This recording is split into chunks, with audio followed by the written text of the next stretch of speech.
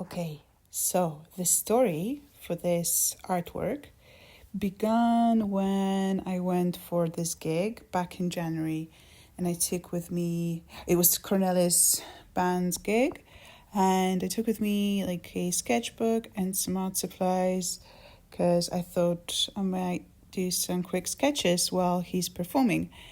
And so I planned, so I did, and Cornelis happened to like one of them, and when planning for his next songs he was like, hey, why don't you just use that similar kind of drawing style? So I was like, yay, I would love to do that because I like that kind of more of intuitive approach and quite expressive and very much driven by the music, very much driven by what I hear, the energy, the kind of mood that does evoke within me.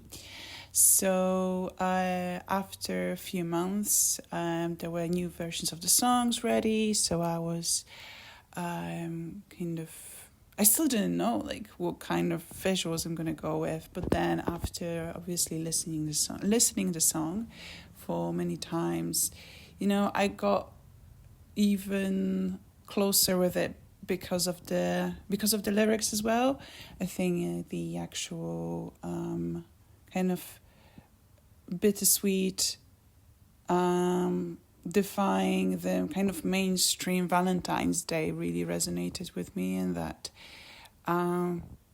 interesting moment of time, breakdown of the relationship. I think, it's like it's hard, and it's also very poignant, and the way the lyrics are constructed, it's got that's something that really I wanted to bring in also to the artwork, that kind of a little bit of sarcastic sort of Valentine's card type of a feel, but also the ending and the heartache. So yeah, as you can see, I went for materials. I used acrylic ink, used some chalk.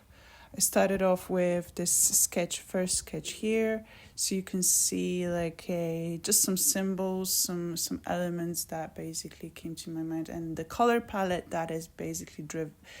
It's from the original artwork. I even tried using like some nail paint. I actually used my hairdryer to further exaggerate like the splashiness of the ink, the kind of expressive brush strokes. Then I created a few more versions. I wanted to work within square aspect ratio, so I used tape, and then I used another tape for masking. And here I have also another version where I went more for this typography based image, but then I really missed more of a figurative element in it. So after speaking to Cornelis, we decided to go for that kind of broken heart, but also two people sort of in two different halves, split, and almost that kind of thunderbolt element in the middle of it, sort of harsh, broken, almost like a shattered glass shape. And I included some of the graphic elements. There's this checkerboard, which for me is like a ending. It's like this, okay, you got till the end of this race, but also like, it's giving a little bit of rhythm and pattern to this image. And golden element that kind of again comes back from the original sketch that I've created back in January. And so there are a few iterations. I've experimented with kind of different distributions of color, different textures. I'm super happy that I got an opportunity to work again, play around with materials. And those drawings, actually, those artworks are quite big. They are almost like the size of the vinyl disc, like the proper cover. So I think it will look great on the wall. And yes, it was fun. It was so fun. One more thing I wanted to add is I also experiment with different types of paper.